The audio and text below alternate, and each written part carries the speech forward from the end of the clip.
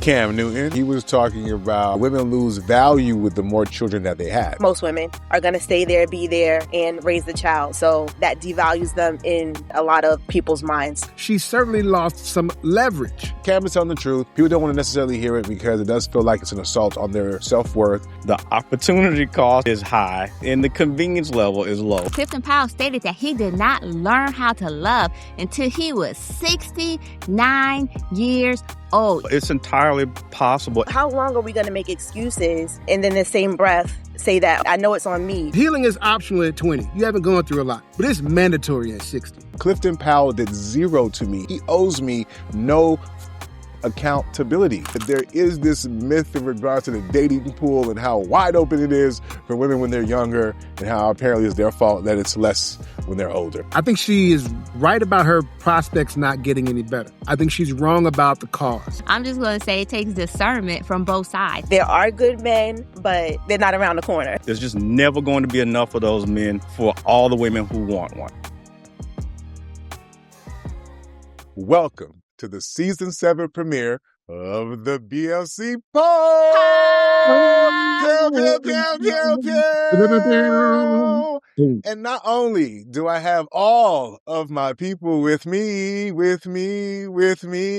we got a Q too. What it do, boo? I got bars in the season 7 premiere. We'll get to you, Q, in a few. See what I just did there, right? But before we go on, you already know what it is. We got the merch, y'all. Pew, pew, pew, pew, pew, pew, pew, pew, pew. Well, at least Delvin does. Thank you, Delvin, for holding it down. The rest of us try to be stylish a little, but Delvin the Terminator is holding it down. Thank you, Delvin.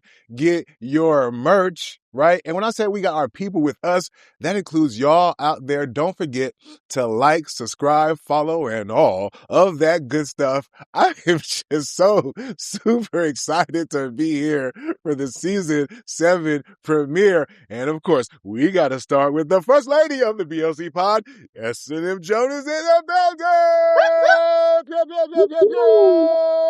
What's happening? Oh my gosh. So I'm super excited that we are on our season 7. Woo! Season 7. I don't even know how to express myself right now. I'm a little choked up that you folks were rocking with us since season 1, came along in season 2, and now we all the way in season 7, and we got a Q. Like, what's up with that? That's nice. I love it. I'm super excited. Just want to give a shout out to one person who I never thought I'd give a shout out to recently, which is Tyler Perry. Joe's college road trip. I forgot the name of it already. That is hilarious. And at first I was like, oh, this is a little, But then as I kept watching it, I was like, wait a minute. He driving some gems in this one. So kudos to you, sir. Yes. All right, then. S&M Jones is in the building. I got my man Jay moving around. He ain't just Jay. There's so many other adjectives to describe this good brother that I've known for almost 30 years. My guy Jay is in the building. Yeah. Season 7, y'all. I'm excited. Glad to be here. So I am traveling on the road. Got Vegas behind me. Was in LA this past week. I think next time we do a taping, I'll probably be in New York or Chicago on this mad road trip, right? All across in the Tesla. So it's going to be crazy. Lots of charging, no gas. I'll be posting something about that. But what really got me, because is that a study says a third of college students are on their phones during sex. And that shocked me. Because I had sex in college a little bit, I'm talking about a little bit. I'm just being modest. I don't remember being on my phone. I feel like if you're on the phone, you're probably doing it wrong. Now, I appreciate y'all if y'all watching the BLC pod, listen to the podcast while you're having sex. And, you're a loyal, part of the crew. So thank you for that. You know what I mean? But after this is over, put that down, okay? Put it down, people. Enjoy the moment. Jeez, put your phones away. But Jay, like, did they have cell phones when you were in college? I mean, listen, he was checking his pager. He was like, that cord. I wasn't taking my two-way pager either. And yes, we had cell phones. He got the pager and then ran to the cell phone. Ran for the phone booth. You know what I'm saying? Like, what we talking about, bro? Like, I mean, I get that we have phones, but them things were like the size of like phone books. What you talking about, bro? Anyway, of course, my guy, too cool for school. You know what I mean? You already know what it is. Delvin the Terminator, Delvin the Expert. You know what I'm saying? What's happening, my good brother? What's good with you? What is going on, man? I am honored and privileged to be here for season 7. I've been waiting a long time for this. We are back together like the Avengers. It's cool, man. You know what? I think we're going to do better numbers than a lot of the Marvel and Disney stuff because it's not doing too well these days. But I think we can show them how it's done. Higher production, better 3D graphics and special effects. And we do our own stunts here at the BLC Pod. So I'm excited. I'm looking forward to it. Good to be back. Yes, absolutely. Good to have you back there, good brother. Okay. And speaking of good people, you know what I'm saying? I mentioned her earlier, you know what I mean? We're happy to have her on the pod. Like low key, we really hit off at pre-pro too. I ain't gonna hold you. I'm excited about having these conversations with our girl, Q Wilson, in the building. Girl, what's happening? What's happening? Hello. Thank you for the invite. I do appreciate being here with you. My name is Quanisha Wilson. Please call me Q. Do I give a little bit of background about myself now? Yes, girl, tell us. We all ears. All right, lovely. I am a career counselor in the military. I've been in the military for over 20 years. I'm Army. I am starting my own podcast soon with the intention of sharing military stories. My focus is mental health, mental wellness. It's service and serenity. The service is, just serving your country, serving your community. And the serenity part is, just self-care and making sure that you're taking care of yourself while you are out there serving others. So that is to come.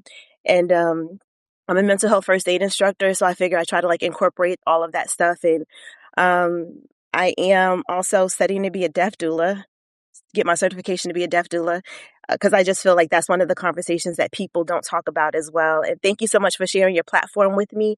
You can find me on TikTok and all that other stuff, but I guess we'll talk about that later. And I'm very excited to be here. Thank you so much. Yes, for some reason towards the end there, I thought you was going to say, you can find me, and then in the club came in my head. I don't know. I don't know why. I can be in the club too. I can be in the club.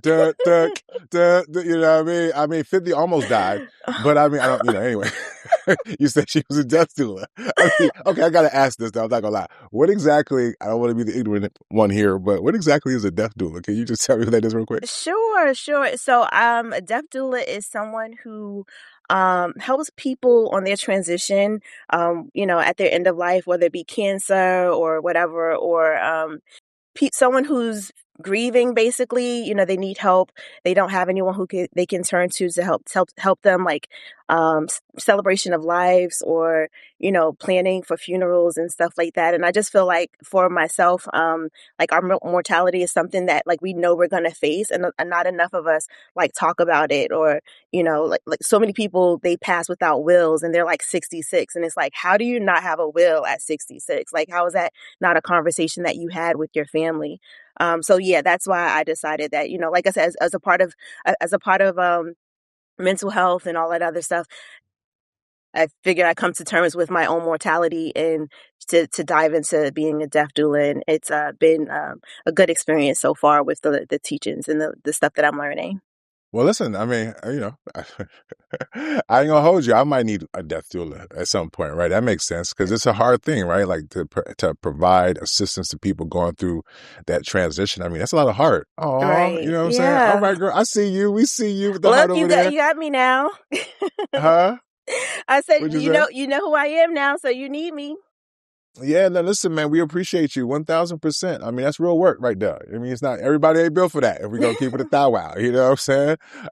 But anyway, listen, man, I'm so excited real quickly. I'm so excited. You already know who it is, Nic Nice. I am super excited to be with family for season 7. We got those in-person episodes already dropping and cooking every Tuesday. So hopefully people are tapping in. That's when we came together like Voltron in person. We got 2 more episodes after this week. So tap into that, man. And just watching us, the growth, the evolution, and the people who's been building with us along the way. You know what I mean? So there's a lot of great reasons to be alive. We're going to talk about being alive. But Speaking of great reasons to be alive, we're going to get right into the conversation because, I mean, Fantasia's family drama. I mean, first it was Glow, now it's Fan. Not fan, right? Apparently, right? At first it started off, and I'm going to be honest a little bit with y'all. At first it started off, she was doing a show, I guess it was, and her husband came on stage and did a big grand gesture, right? So I think that's where it initially started.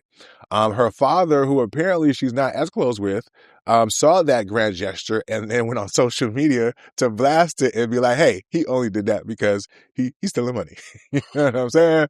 So then Fan had to come out and be like, nah, nigga, stop playing. Your mama and me, we've been covering for your ass. Fuck that shit. It's on and popping. And then she dropped, I guess his arrest record for a domestic situation. And then her husband came to the fore to speak up because he felt like, hey, man, hey, babe, I got this. So what do y'all think, man? I mean, it seems to have worked out for Glorilla's studly brother, in terms of using this opportunity for money and fame. So what do you think in terms of the dad? Or do you think he's out of line, or is he just being a protective father, even if it's from over there? What are your thoughts? He is all the way out of line. Okay. She is, if I'm understanding, she's married to the guy, right? It's her husband now. Yeah. Right? Or just fiance. I's married now, They're married now, right? Yeah. Now, so when you're married, that redefines where your loyalties are. That's why the father gives the bride away to the groom, right? You give away, you wash your hands. You're like, yo, she's on you now. You got this. If you didn't think that person was the right person, you didn't get your blessing. If they even asked for the blessing, right? But when you get married, your primary loyalty should shift. And that's not disrespect. That's by design, right? Parents are there for your history. They were there to protect your history, your past, to raise you up. But spouses protect your future. I feel like the dad is just trying to get attention. I think he's trying to get attention. And something else kind of bothered me, right? I watched the Fantasia autobiography movie or whatever. Okay, I think I might have watched 2 of them. I didn't really see him in either one. So it's odd to hear all this rah, rah, rah out of him right now when I didn't see him at the American Idol thing, right? I didn't see that. Anyway, so just because your daughter becomes somebody's wife and you think you know better, you got to let them go be grown, right? Because you gave them away. He didn't lose her if he ever had her. And let me get aside just to father, because I'm a father of daughters, right? When my daughters get married, that's it. That guy got them. Now, if he mistreats them, they can always come home. But as long as they want to be with that dude, it is where it is. The dad lost his authority when she married or when he walked out, whatever you look at, right? Some parents struggle with that transfer of power. They struggle with letting go. But, and I'll say this in land, I really feel like marriage without priority, if I'm married to you and I'm not your priority, then we just dating with paperwork because nothing's really changed. So can I just add a little bit more context on the father side?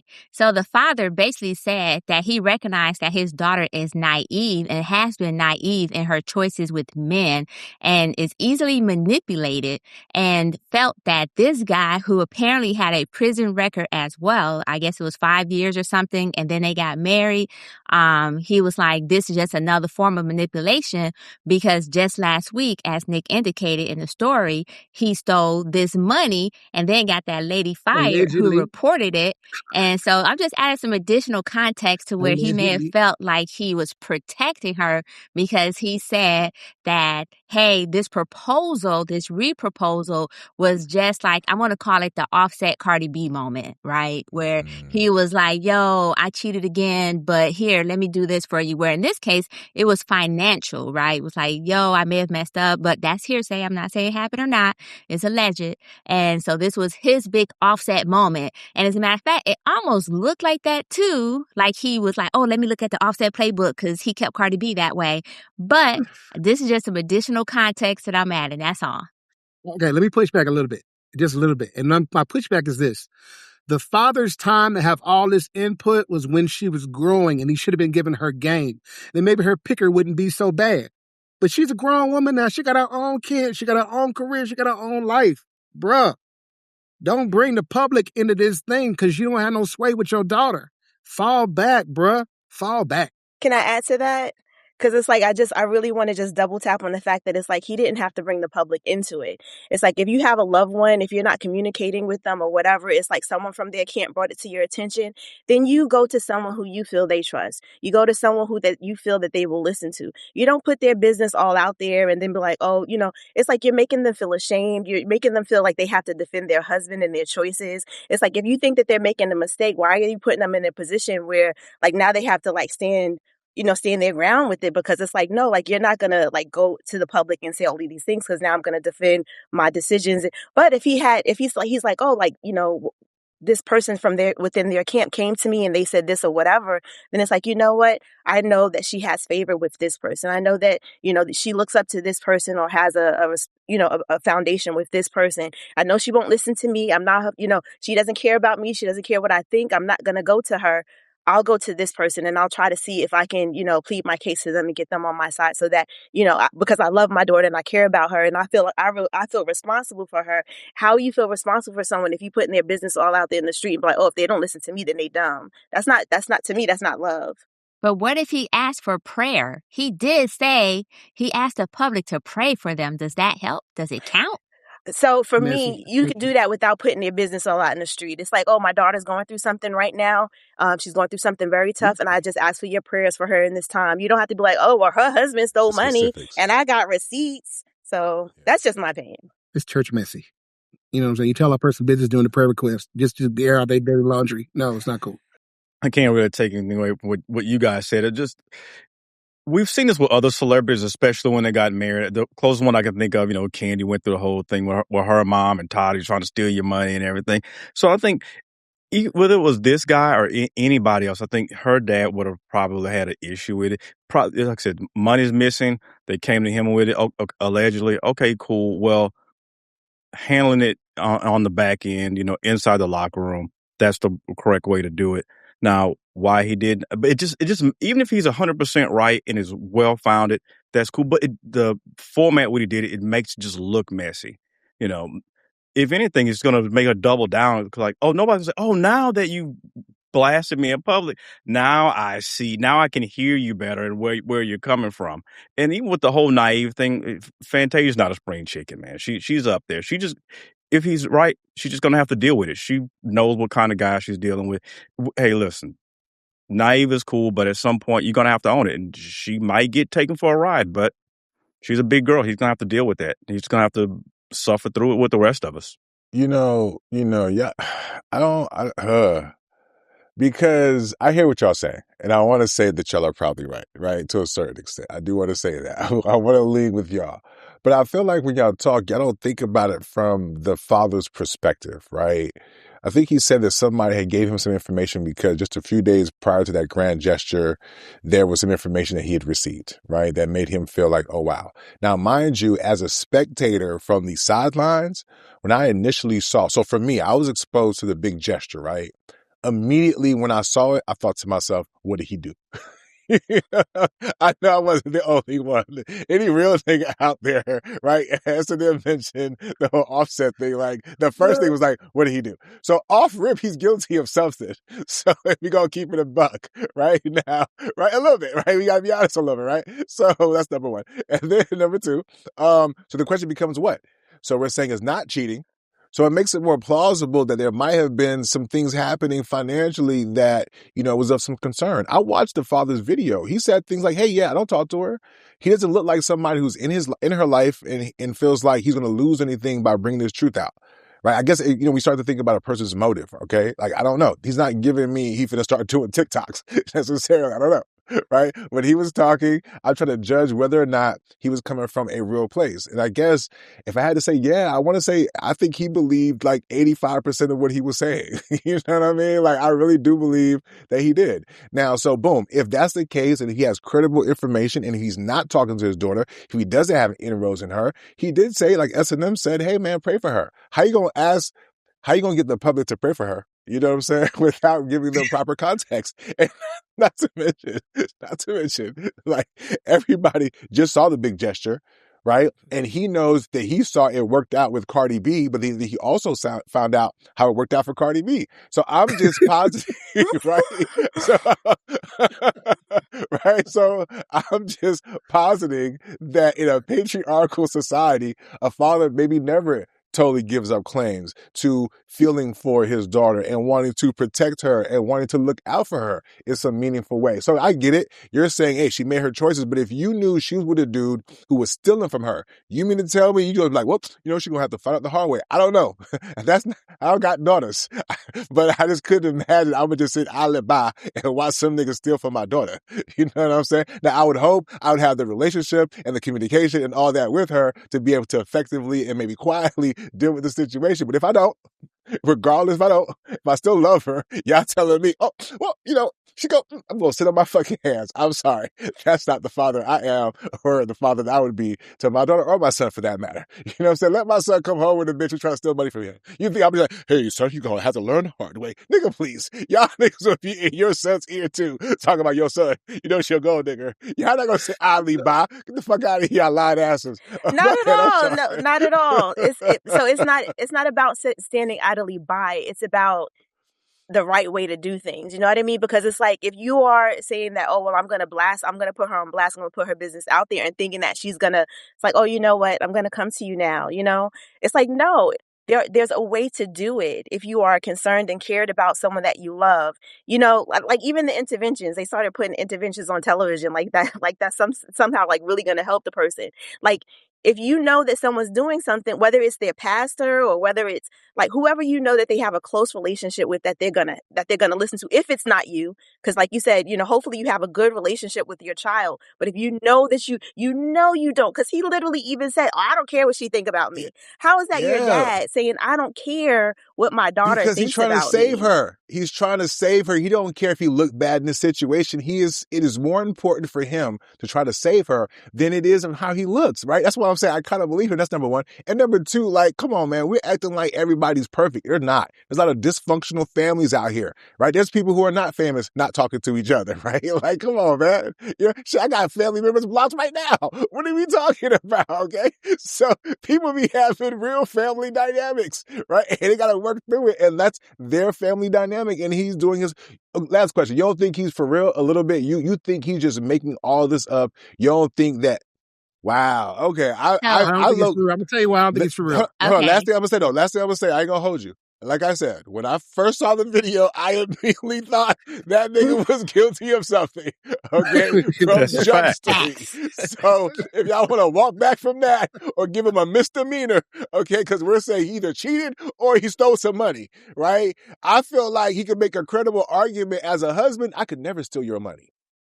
Right? I even think she low-key said some shit like that in her post, like, I'm the CEO and he's the president, or some shit she said. I mean, okay, husband and wife, you can commingle, right? So you prefer him to steal money or to be fucking some other host? Which one would y'all prefer to be? Because if daddy is accusing him of the latter, right? Which one do you want to be? So I'm just going to go ahead and not answer that question because I would prefer it to be neither. You got to pick your poison. But, you know what I'm saying? There was some harsh poison to swallow there, so I prefer neither.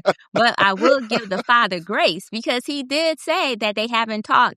So maybe this was the only way he could communicate with her. Maybe this was the only way he could get her to come to the table was to basically put her business out there. I personally would not have put her business out there as my daughter, but this was his method. And so therefore, and it kind of worked because she all of a sudden reached out to him. She also did a public message as well because she did have to double down and say, hey, this is my husband. And as we know, a house divided falls easily. So regardless of whatever is happening in the background, she still had to hold him down because it's her husband. And once you're married, that's you. It's like you leave everybody. What's the word? You leave everybody behind, so to speak. You forsake, and then you cleave to the person that you're with. So that's what she was doing. She was cleaving, no matter what the situation was. But I just want to give him a little grace because he literally said, I don't talk to her. I don't care what she think. It didn't look like a stud real moment at all. You know what I'm saying? It looked like he was being genuine in his outreach. He wasn't trying to get on interviews or anything like that.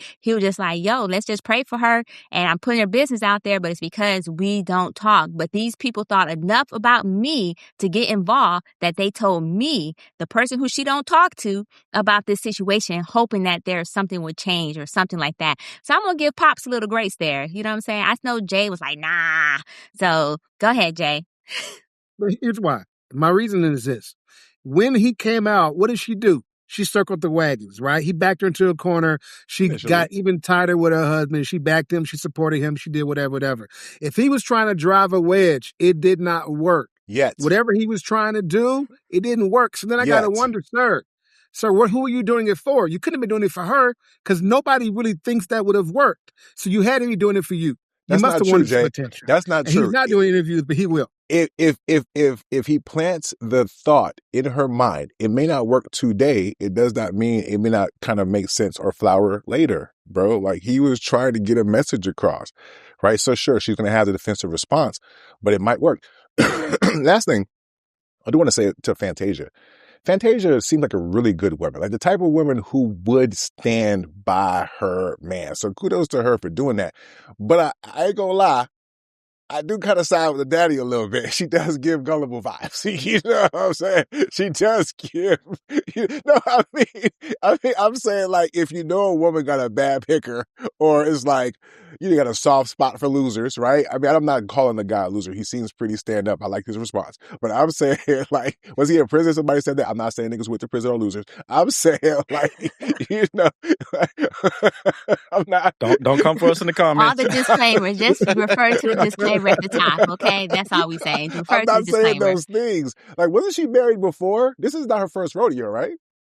That's correct. true. She Right? was. And like, did she almost like didn't learn to read until like she was grown? Like, I'm not trying to be funny, but What is it? I have no Irrelevant. comment. Relevant. Objection. Relevant. No I comment. mean, R. Kelly wasn't reading his contracts either. What I'm That's true. saying,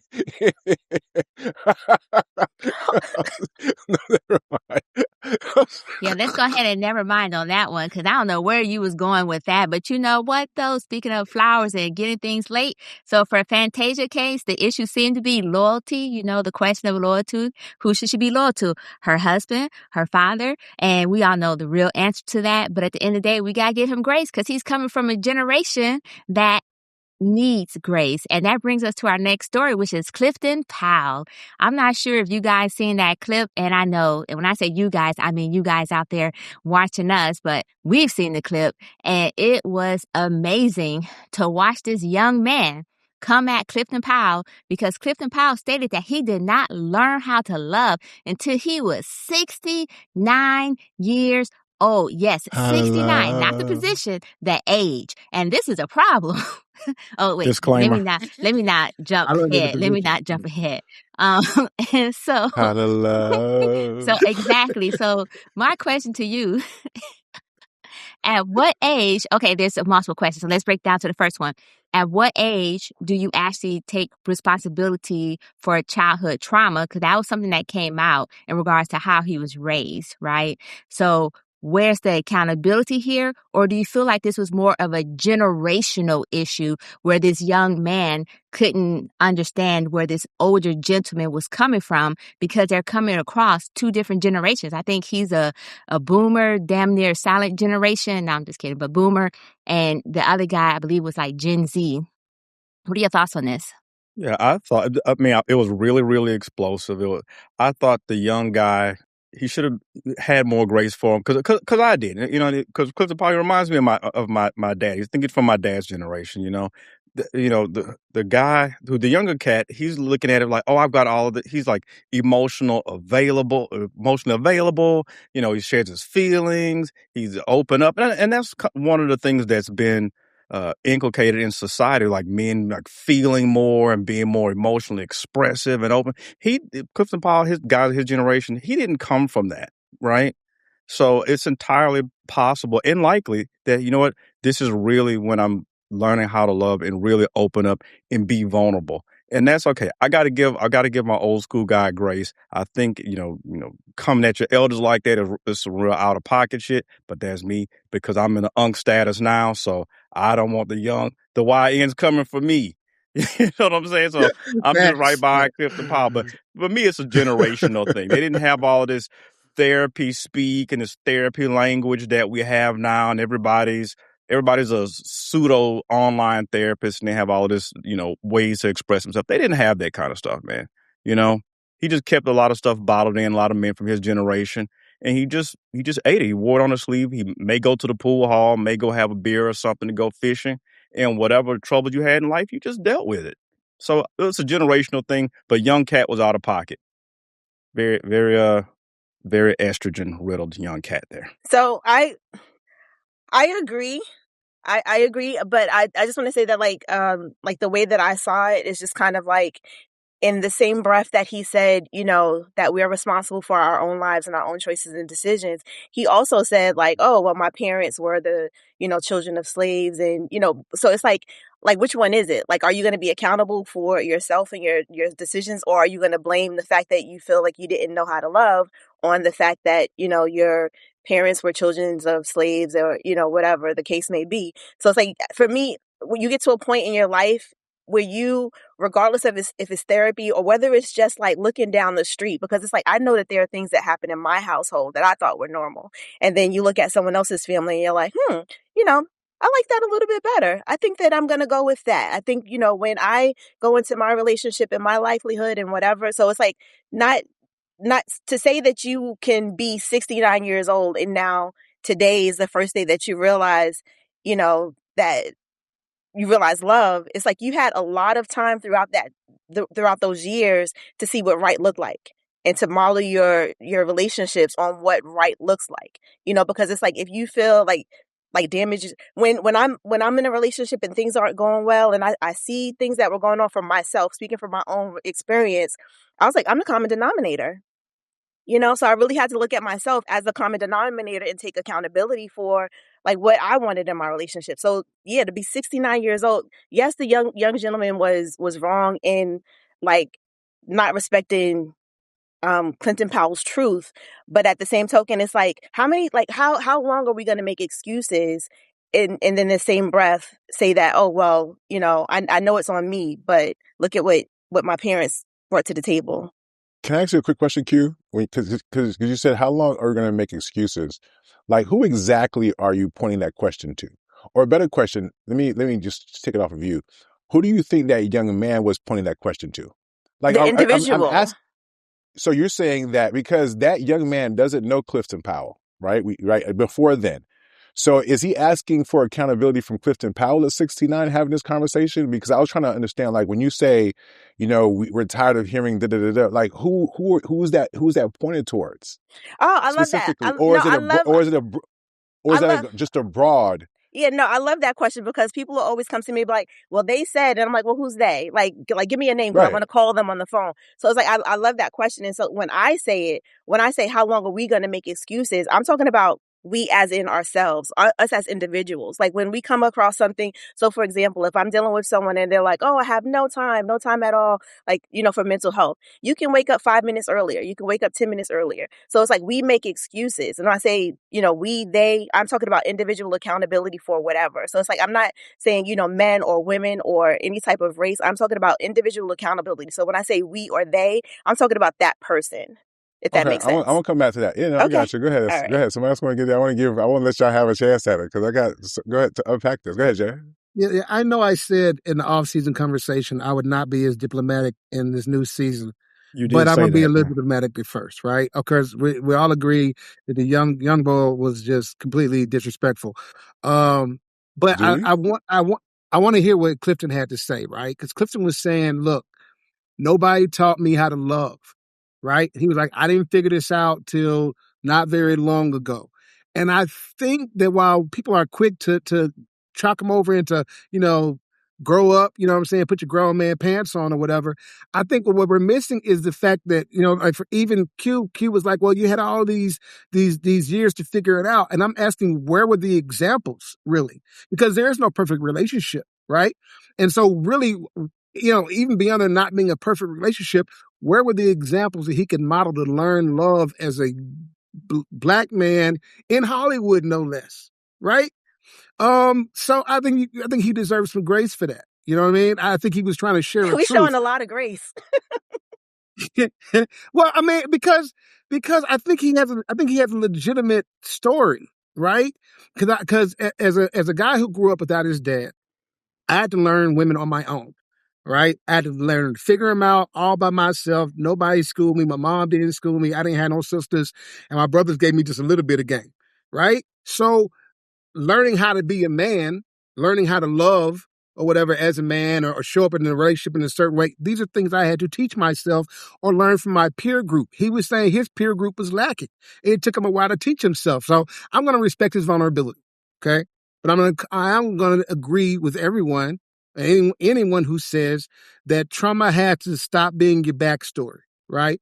It's got to become something that we go, yeah, that happened to me, but look how I built on it, right? I didn't have a father. It explains a wound. It explains some of what has happened to me and how I processed, maybe while some women thought I was a fuckboy in college, and I probably was. It doesn't excuse the bleeding, right? Not having a father, that's the wound. But if you're still bleeding 50 years later, that's a you thing, right? Somebody asked, when do you heal? You start the work of healing and addressing these things once they come to your attention. Because that's what the young men are saying. The young men in the video are saying, hey, y'all need to heal. And what the older generation was saying was, you need to understand that I really don't know how, or I'm still trying to figure it out. So I think both people have points. But if you're 60, okay, and you still talking about what your mama or your daddy did that messed your life up, no ma'am, no sir. That's all you right now. By 40, you should have just sewn it into your experience and worked that out. I mean, 40, I'm still, S&M, I think you asked what age? 40, or definitely by 60, because healing is optional at 20. You haven't gone through a lot, but it's mandatory at 60. Well, I'm just going to say that technically there was a study that released that said men don't mature mentally until they're 50. So perhaps that's why. But that's just me throwing a little red herring out. Wow, Nick has been so patient because I have my opinion, and I don't know if y'all gonna like my opinion for sure. So, Nick, I'm gonna yield the floor to you, sir. You sure you want to yield it to me? Because I've been hearing all this dribble for the past few minutes. And So I have a couple things, but I was like, you know what? Since I opened, let me make sure everybody get an opportunity to speak before I say something. Oh, you did open this one, didn't you? Oh, you did. Oh, thank you, girl. Move out the way. Thank God. I totally forgot. Thank you. Okay. First of all, grace is an engine for understanding, in my humble opinion. That's why I don't mind showing people grace, because it costs me nothing. Clifton Powell did zero to me. He owes me no fucking accountability. For real. He's at a table having a conversation. We are having a conversation about a conversation. So at bare minimum, it allows me to just, understand where he's coming from. I have empathy. I also think grace is like a trademark of people who are empathetic, because that way you can really understand where they're coming from. The problem wasn't how that young man spoke to that, Clifton Powell. It was the fact that at a table where you're supposed to be finding common understanding as black men, that brother decided to deviate from the clip.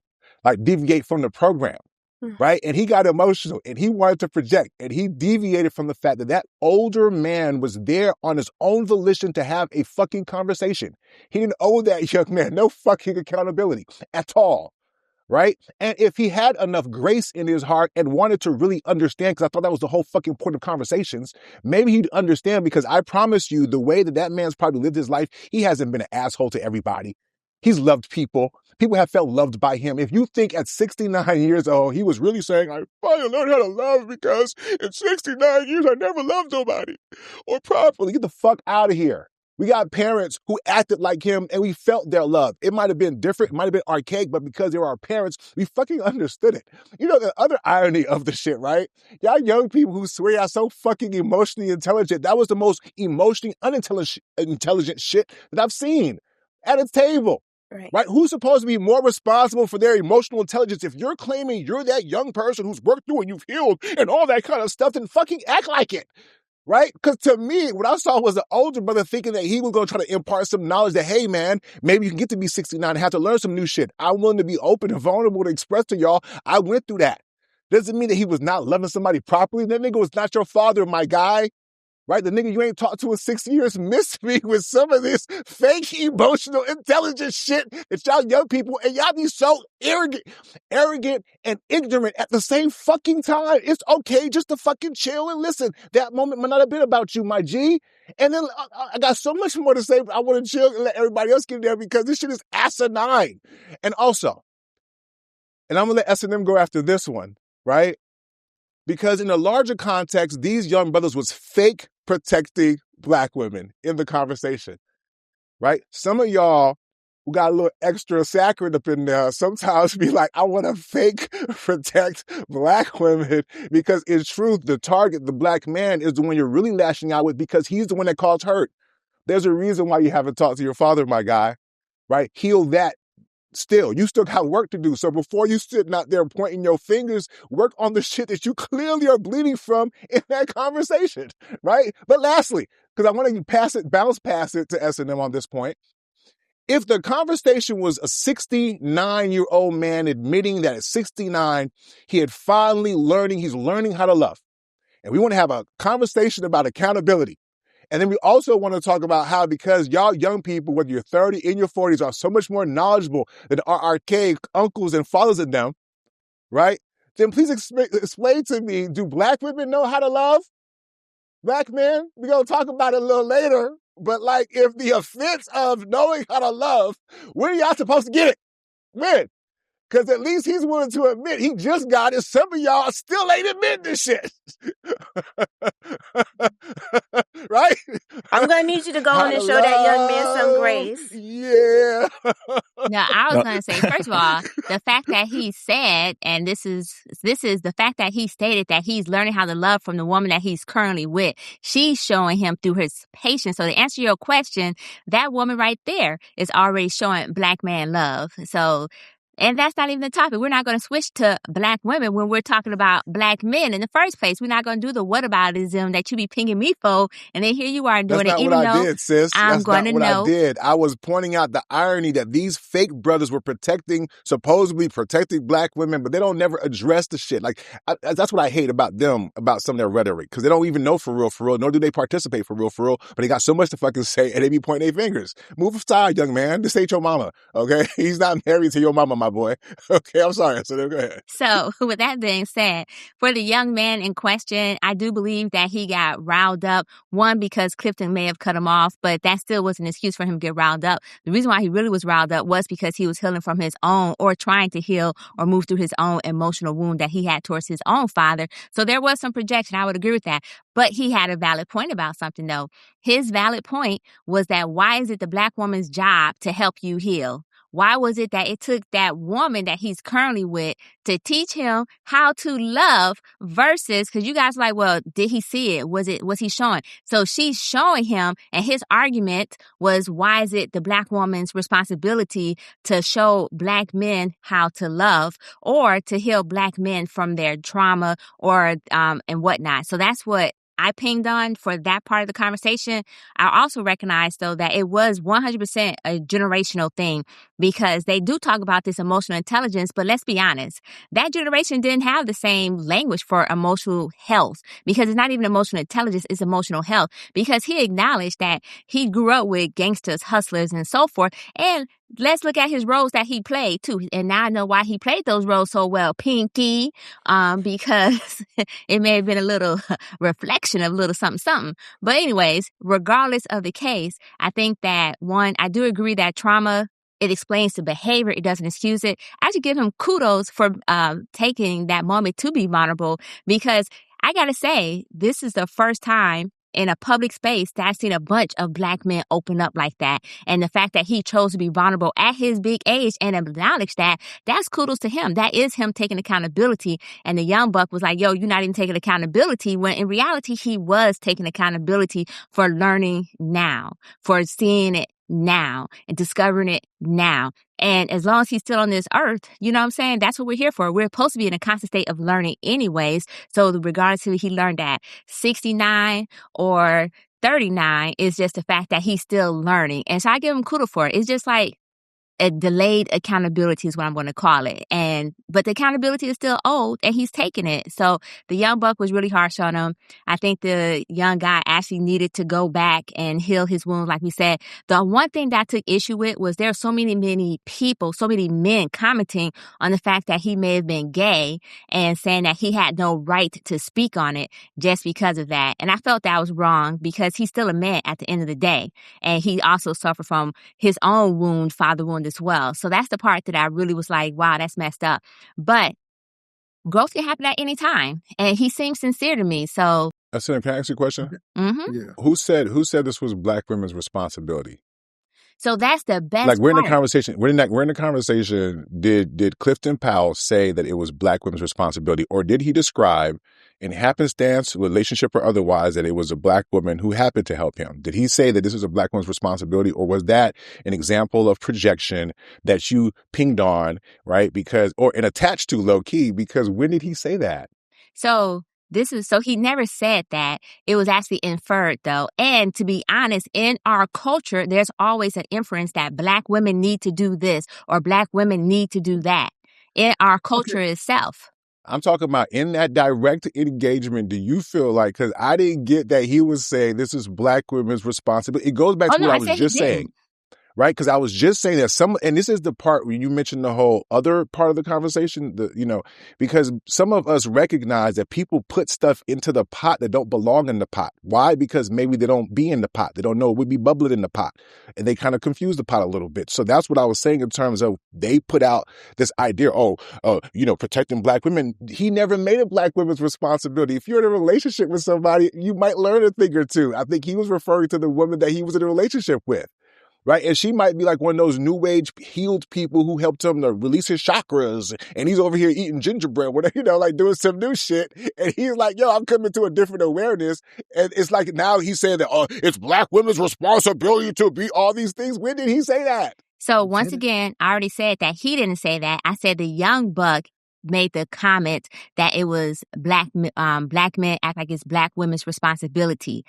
Not Clifton. Clifton never said it. He just identified that it was a woman, the current woman that he's with, that helped him understand that he didn't know how to love and was teaching him how to love.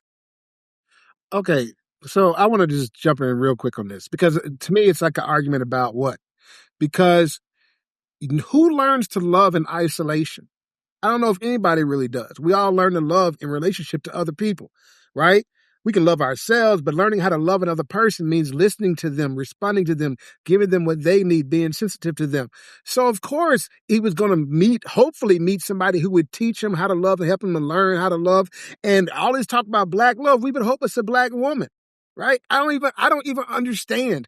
I know we believe that everybody has to show up to a relationship already completely healed and fixed, but most people don't even know what their traumas really are yet. So I think that's a bit unrealistic. So I don't know. I think the touchy-feely saccharine dude who got all excited at the table, threw some red herrings out there and projected some stuff that wasn't in the conversation. And I guess he was trying to earn some points. I call that simping. You can call it what you want to call it. And that's where I see it. I call it campaigning for meta buns. But hold on, he can't both be that and campaigning for meta buns. Come on, dog. We can't do both. We can't say he's that. The young cat, like, he came unhinged dead easy.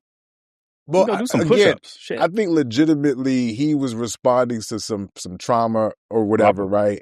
And, I do think S&M does have a point, but S&M, there is a reason why some of us respond a certain type of way, right? So I just want to be honest about that. Anything else on this, guys? Because I feel like if we don't, I just want to say this.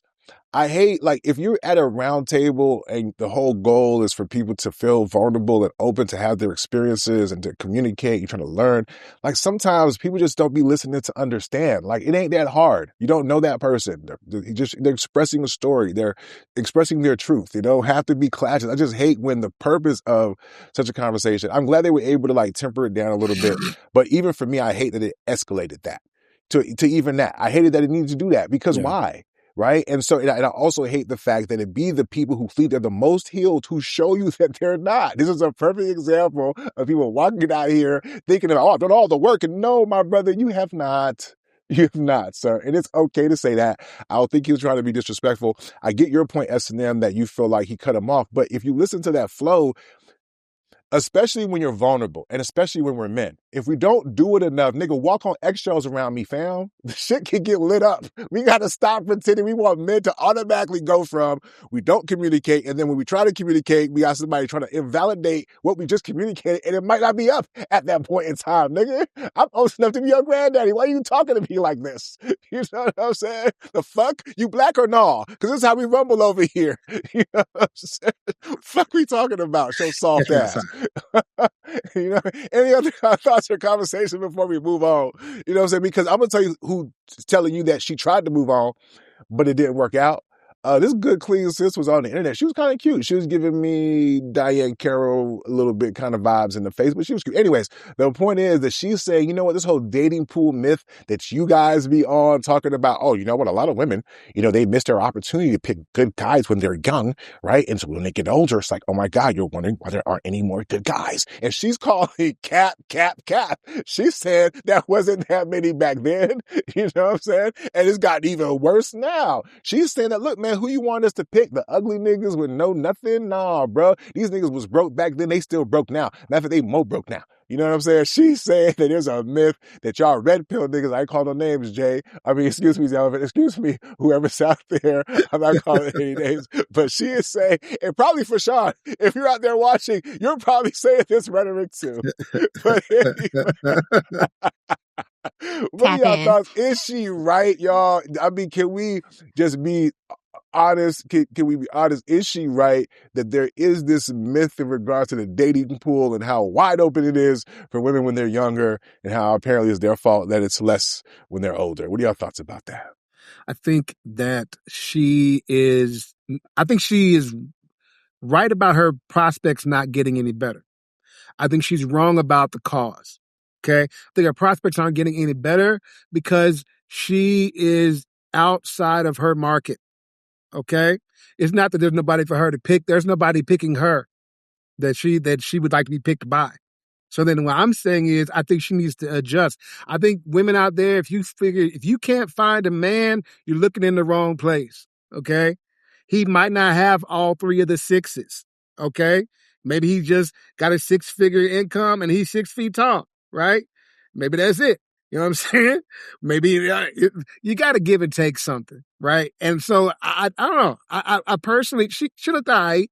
She wasn't a bad looking sister. I think she could find somebody, but everybody does not deserve a 10. Okay? Everybody don't deserve a 10. Some of y'all out there deserve 3s.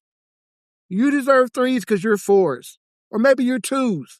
But you definitely don't need to be anywhere near 7s and 8s. And as long as you're sitting around waiting on a 7 or an 8 to pick you, you're going to be saying there are no good men out there because no good man within your reach want you. Right? Or at least what you count as a good man. So that's my other point. What is she defining as a good man? Right? She mentioned his looks. I mean, if he looked good, he a player, he a dog, he da. Well, ma'am, if all you wanted was a good looking guy, you can get that. If you want a good looking guy who's going to be faithful, that might take you some more time. I'm going to say this in our land. I know S&M hates my car analogies, right? But if I want a new car, okay, if I'm not very particular, I can get a new car off the lot. But if I want a certain kind of seat, certain kind of color, I wanted to have this particular package, I wanted to say my name when they pull up, whatever, well, ma'am, that's going to take more time to get to you because we're not just making those everywhere. So either you wait on it or you settle for something else that's in your market. That's what I'm saying. So for the record, I thought the car analogy was for the guy. Like she was looking for a particular car and that car was not available on the lot. So in the state of hypocrisy, I'm going to go ahead and support it in that manner. Yeah, exactly. Yeah. Now it's good. This is not surprising. This is not it's not a surprising turn of events here. I'm happy to hear that it's used in a different way, in a different manner, you know, even though in this particular case, it could be a two-way street because I'm sure that guy was looking at the car lot as well. So they both looking at the car lots, trying to figure out what car they want and not picking each other. Got it. Okay, I can work with the two-way street car analogy. Okay, cool. But I'm going to say that most folks is looking back, especially men, are looking back on the past and with like through rose-colored lenses, like nostalgia. That's why slogans like "Make America Great Again" was so good because people are looking at it through rose-colored lenses, or some people. And in this particular case, she's saying those rose-colored lenses was wrong then and they're wrong now. She was like, those people were immature, like, and I do notice that you pinged on the fact, or that she did mention looks, which was somewhat of a shallow characteristic. But she basically was saying that the dating pool was flawed decades ago, and we just didn't have social media receipts to show how flawed it was. And she's also saying that the argument that women pick wrong actually ignores the fact that men behave wrong, or men show up with their representatives versus who they really are.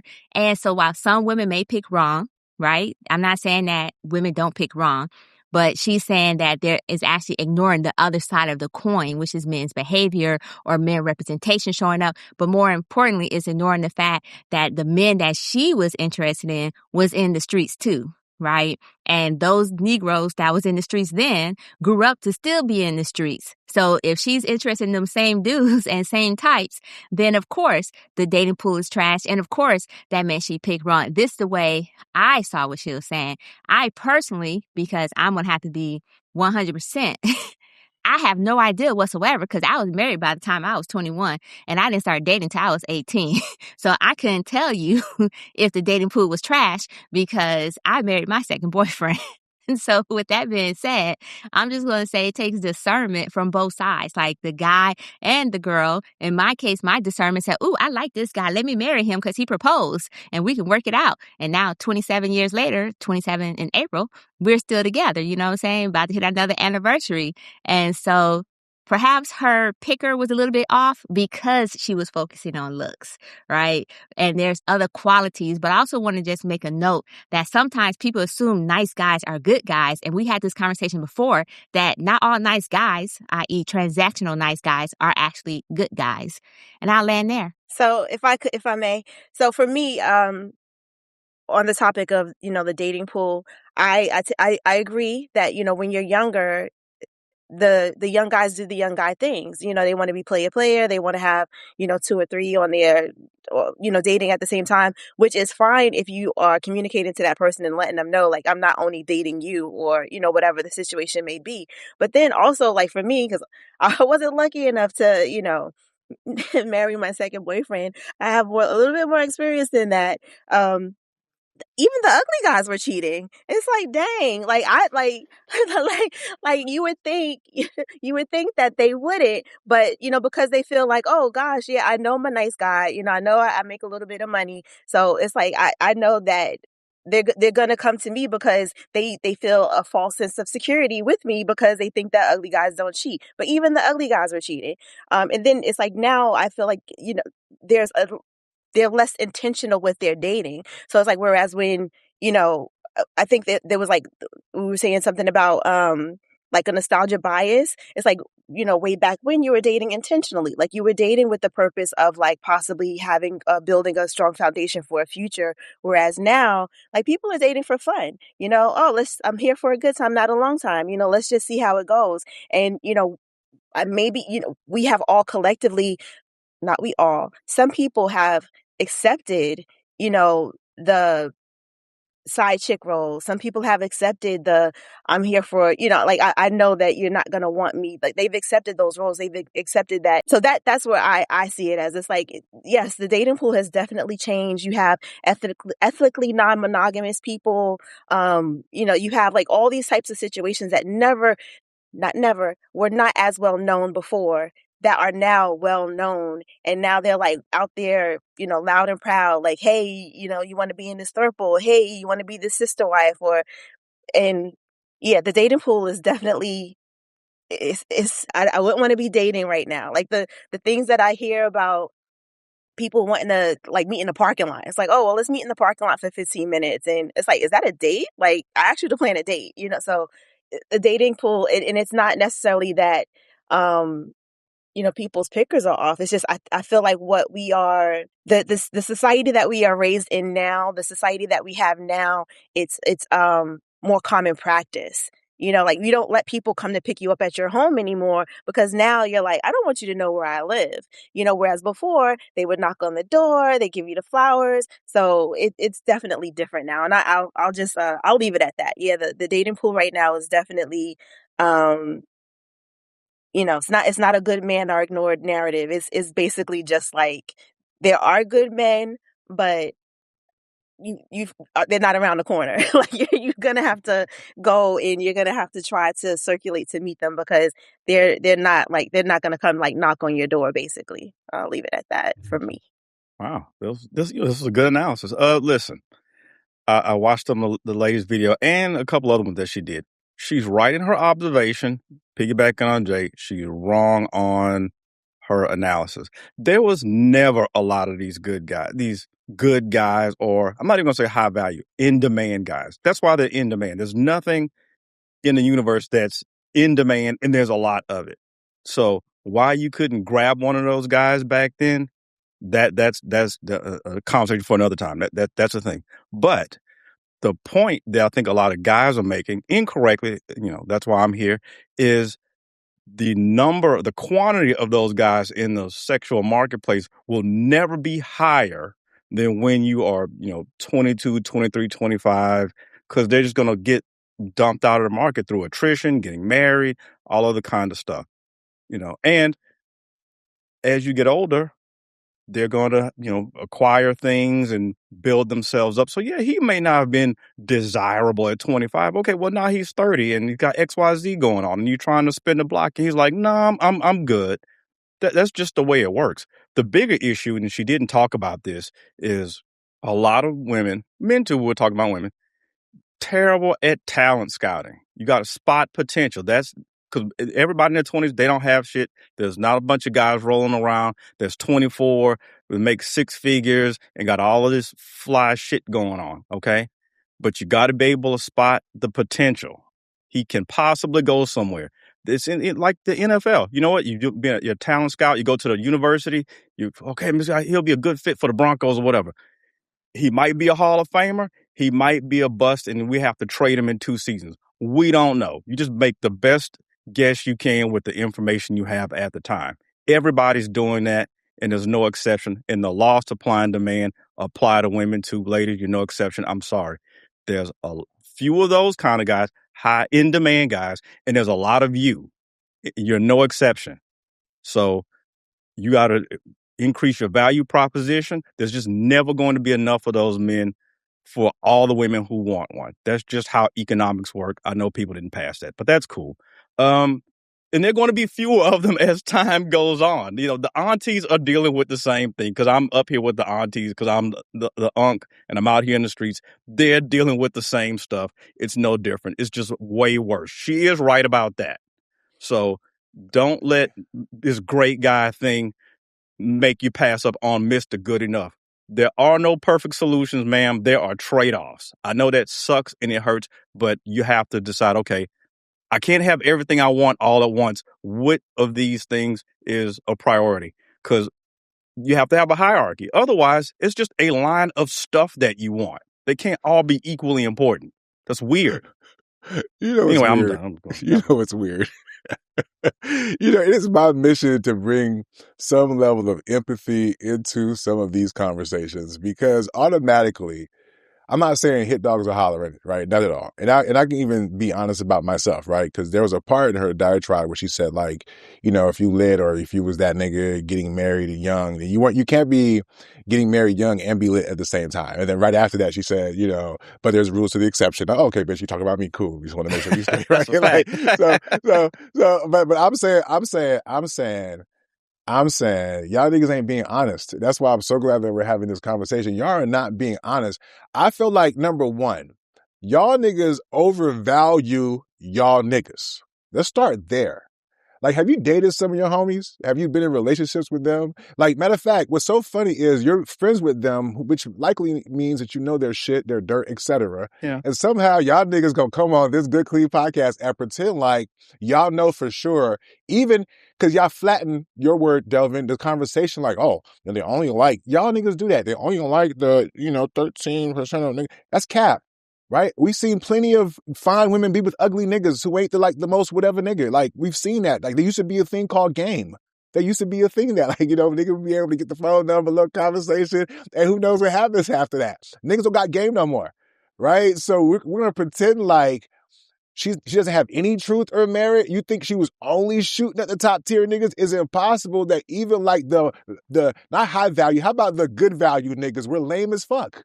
Yeah, like great some value of those dudes, yeah. good value niggas that y'all are trying to push these ladies to. Like, do you shop at Walmart? Do you buy the Walmart brand for certain things? Because there's certain things I will, but there's certain things I won't. Y'all niggas will be picky about buying the Walmart brand, the good value brand at the Walmart, and want these ladies to pick good value niggas. And then the thing that gets me a lot of times for y'all high value niggas, how many of those good value niggas are you hanging around, sir? Because when I was a little bit teary, I was around the other teary niggas. You know what I'm saying? I didn't really see a lot of good value niggas around me, right? And right? So, and then even the, I can't, you know what I'm saying, say anything for real, if I want to go back to the nigga fiefdom. But we gotta be honest, y'all. We gotta be honest. Q said it herself. Even the ugly niggas was out here wilding, bro. Can you imagine the girl who took Delvin's advice and was like, yep, you know what? He right. I need to lower my standards. I got to pick 2 out of 3. Okay, fuck it. He got a good job. He's solid. You know, he a plumber, bitch. You know what I'm saying? A good blue collar nigga. He ain't that cute, but I'm going to dress him up. Can you imagine her making that choice and for that nigga to cheat? Come on, dog. What the fuck? Y'all are not being, no, I feel where she's coming from. You know what I'm saying? That's like taking it astray and that bitch bites you. Bitch, what? I took you up off the streets. What are we doing? She has every right to feel some type of way. So come on, man. Y'all not being honest, dog. Because, shoot, y'all gotta be all choked up. And lastly, there's a such thing as the middle class of dating. A lot of people, most people are in the middle class of dating. But the problem with most middle class is that niggas are aspirational.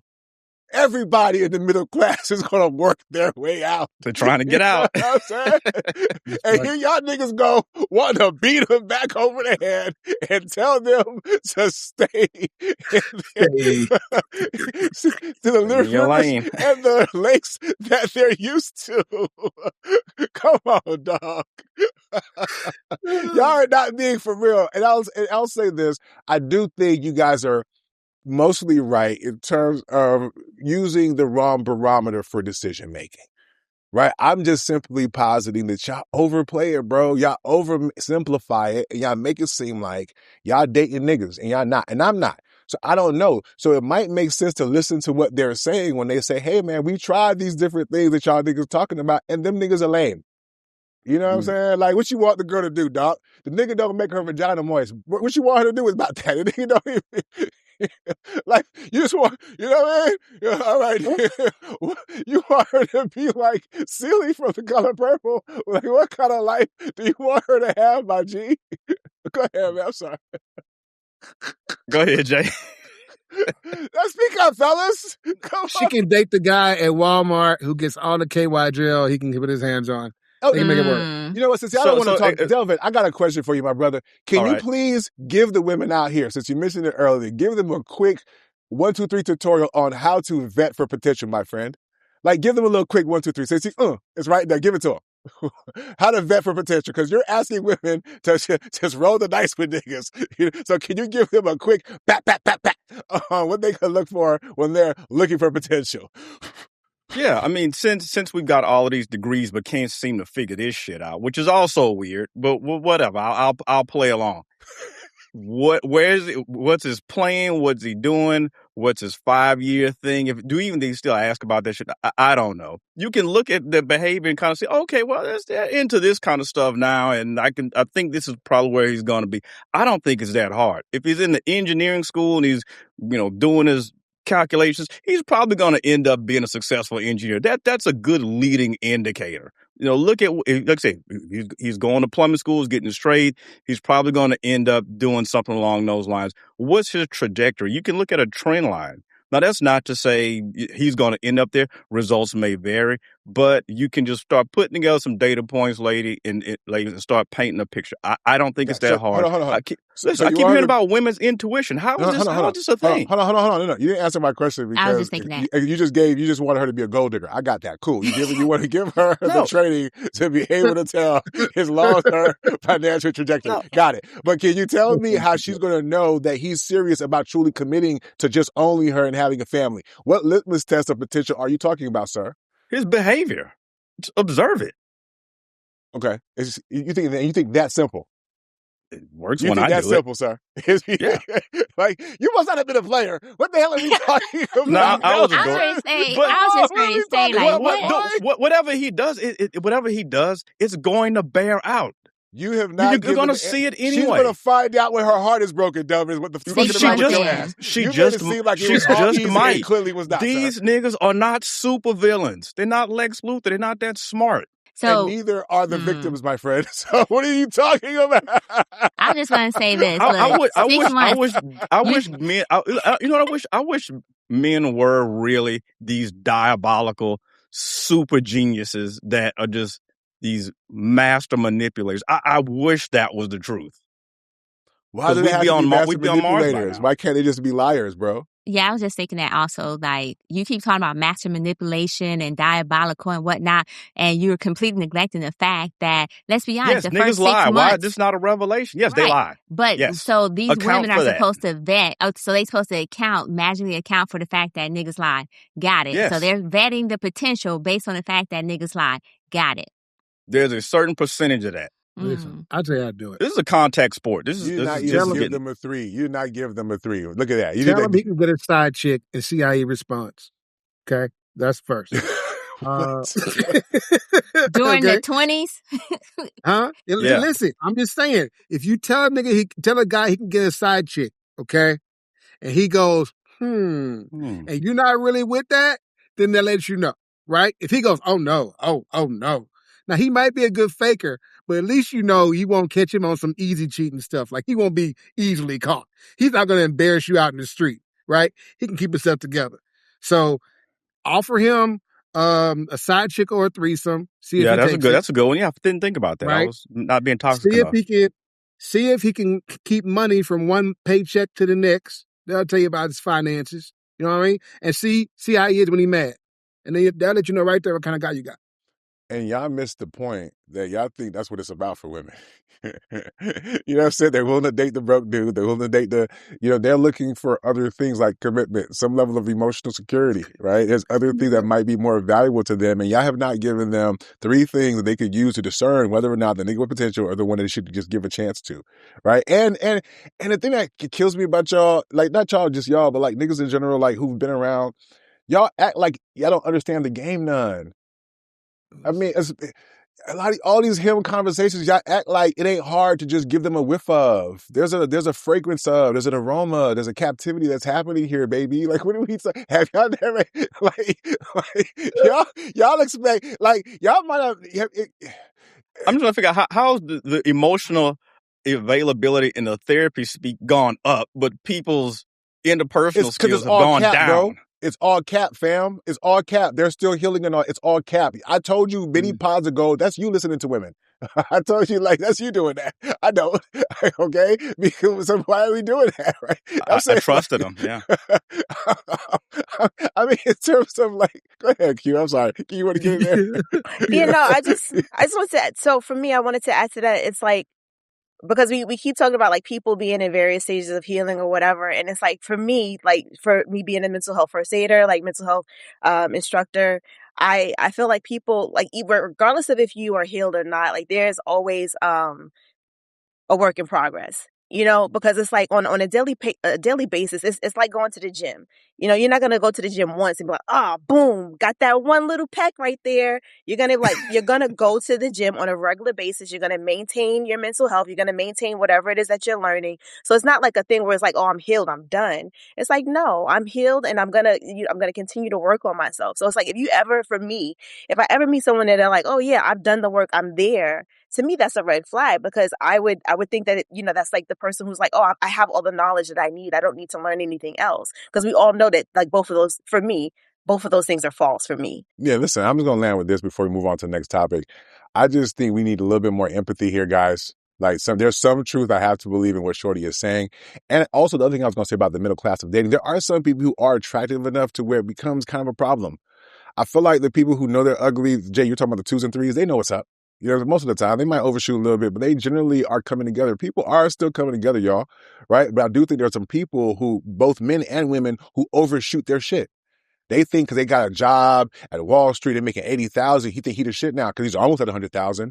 nah, bro, you still where you at, my guy. You know what I'm saying? Like, you know what I mean? And shorty who got the job making 60, 75, thinking she get a place she's not. Nah, sis, you still in that range. So I think it's happening on both sides, right? And that shorty could have got overlooked by the same dudes that you thought. Matter of fact, I'm going to share one last little story with you. I'm going to be vulnerable for 1 second. Dead ass. Cause I'm working on a book and this came up. When I was in 8th grade, I went to my prom. Right? Like my mom's friend made me a suit. It was a homemade suit, right? But it still was fly. Had the little shoes, little wingtips on it, whatever, the little gold tips. So anyways, I got to the prom and this girl I had a crush on, her name was Roxanne. I had the hugest crush. I think she might have been Indian or had some Indian in her family. Anyways, so boom, she curved me, right? She curved me, right? And it was in the nicest way possible. She's like, hey, I got somebody for you. You know what I'm saying? And she gave me her cousin, like, hey. And her cousin curved me too, right? And I That's diabolical. thinking, the nerve, right? I hate that. I mean, me and Roxanne both agreed this could have been like a good look, but like for real. So, right?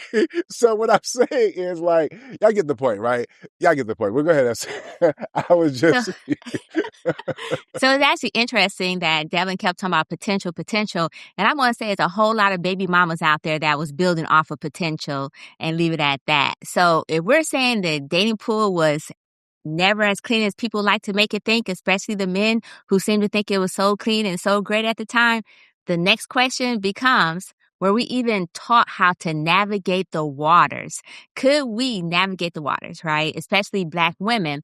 And so this came about because there was a clip where this woman was talking about how Black people in general did not know how to date because they weren't raised to date. And they basically just provided like the white people as an example of what dating looked like in their culture, where they started dating young. And then by the time the women are in college, they're looking for a ring by spring or something like that. And so then it became, but what happened in the Black community, particularly with Black women? Were we ever actually taught how to date? Because if we're saying the dating pool was never clean, and we have so many people saying choose better or pick better or whatever, how are we able to navigate if dating, especially pertaining to Black girls, was kind of restricted? So what do you guys think about the whole concept that Black women don't know how to date? We weren't raised knowing how to date. I'll say for myself, I feel like that's very true from my own background, because I did have a very strong Southern raising, and it was like, you shouldn't be focusing on dating, you should be focusing on your schoolwork and your grades, and it definitely held true to the point where I agreed. I agreed wholeheartedly. I was like the type was like, not even nail polish, or, I was like, my family, you make the man his plate first. And even in school, it was kind of like, it wasn't about dating. It was about marriage. It was about, oh, you're gonna graduate high school, you're gonna go to college, and you're gonna meet your husband. But it was never like any in between middle where it was like, oh, make sure that he gets out the car, like make sure that he knocks on the door, and she also mentioned about like she was talking about like country music and the difference between like country music and like hip hop, and I also saw some truth in that. But then I said she didn't bring up R&B, because R&B definitely, it does talk about like marriage and love, and so I was like, to mention hip hop and then leave out R&B was kind of unfair. But I did resonate with her saying that, especially since I had like a stricter upbringing. Go ahead. Oh, no, I was just going to say that, as a matter of fact, that was one of the commentary was pertaining to like the religious background, the stricter upbringing from, and then not only that, but the moral clause too, right? Where Black girls are viewed as either hoes or prudes, and navigating that was some of the commentary as well, as far as how Black women weren't taught how to date. And so as Black men, how did that show up for you guys when you started navigating in the dating world? All right. So this idea that Black women weren't taught how to date, I think it sounds very soundbite worthy, and I think there's some truth to it. But I think they also weren't really taught what dating was. I think what Black women were taught was survival. how to find somebody to survive or find a situation you can survive in. And survival is about endurance. It's about hanging in there. It's about getting some play, you know what I'm saying, getting where you can fit in and just and hanging on for dear life. But dating requires discernment. You know what I mean? Dating requires some exploration. You learning, hey, I like this, I don't like that. But dating also isn't the same as effing around, right? It's not the same as fooling around. It's not the same as going out, right? Dating is intentional. When the girl was talking about it in the post or whatever, she was talking about how Caucasian families and the cultures tend to send their young ladies off to college and have them on game looking for a husband, right? Yeah, I'm gonna get this degree, but I'm also looking for like my guy to start my family. So I'm dating with purpose. When I was in college, very few of the women that I was dealing with, the black women I was dealing with, were dating for purpose. Very few. I may have come across 2 out of a number I'm not going to give you. But back to my point about survival. If your upbringing, if what you learned from your mom and them prioritizes protection and stability over exploration and self-discovery, then you're going to learn how to endure relationships, but not how to evaluate them. Right? You're going to learn how to hang in there, how to not let that man go because he's a good man without really learning what a good man is because you didn't really run into that many.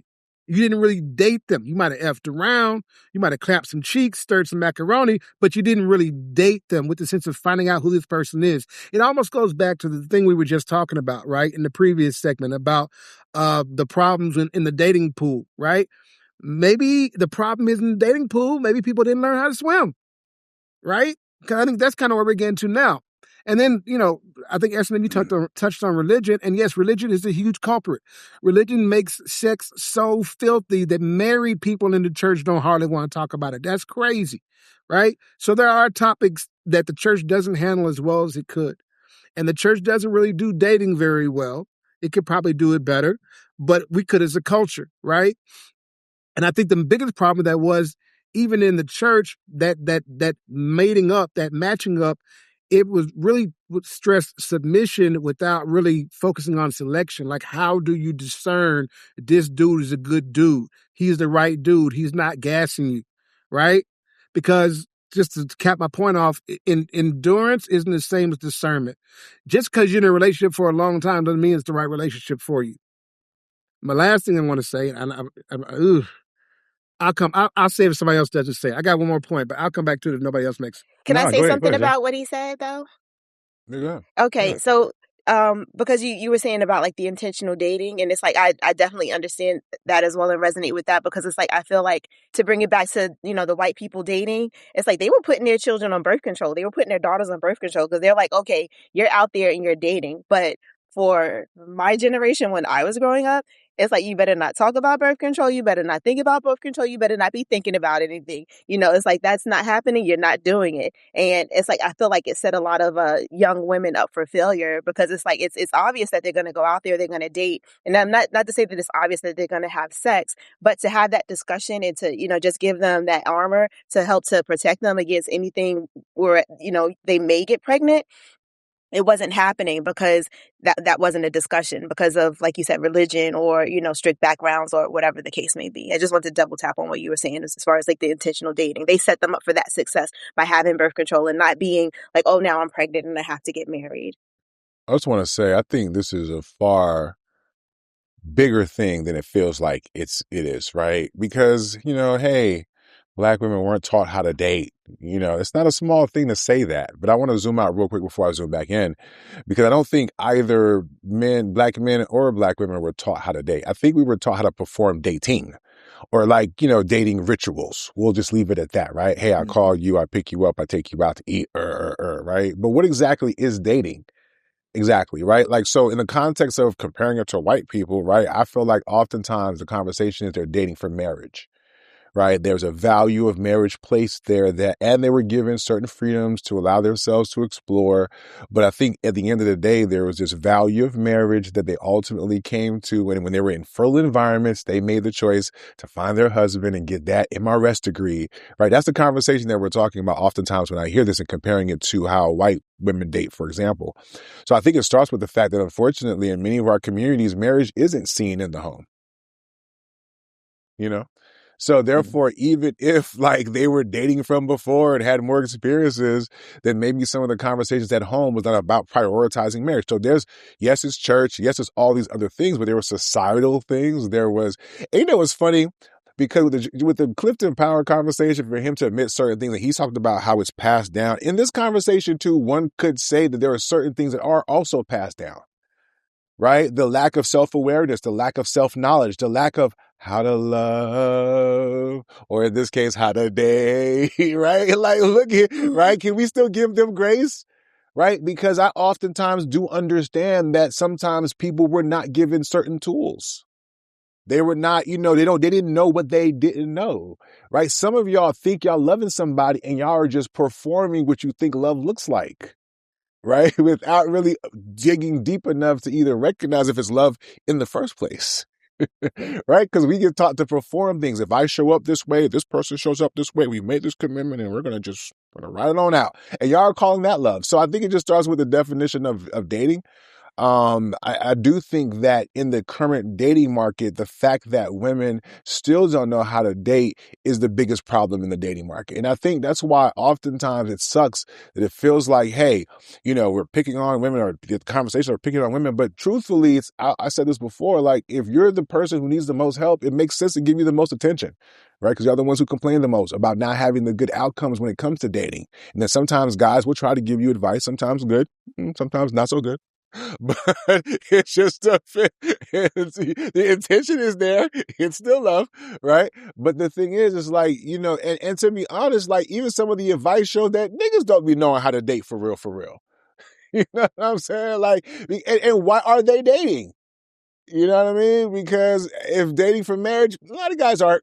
You know what I'm saying? Dating for vagina? Absolutely. So dating to pass the time? Of course. You know what I'm saying? So I just think that it's bigger because it is showing up in the dysfunction. And unless women are willing to say, you know what? Maybe there's something I can do differently. I can do better. Yes, we can discern better. I can pick better, right? Let me learn how to date, because even when you pick the right guy, you might just turn him off because it's not automatic that you're showing up in a way he's going to desire you. I'm not saying you're not showing up in your authentic self, but like there's an art to it. There's women who know how to put a little perfume in certain places, who know how to, move their shoulder a little bit. There's a little game to it, right? And I'm not even saying nothing wrong with a little bit of game, but a lot of y'all don't have it. Sorry, you know what I'm saying? The drop in the handkerchief shit is not a thing. Matter of fact, today's women don't want you to do nothing for her, let alone for her to purposefully drop your handkerchief to allow you to be a man in her presence. Think about that for a second. Like, where does that exist in today's dating environment? Or is that too patriarchal?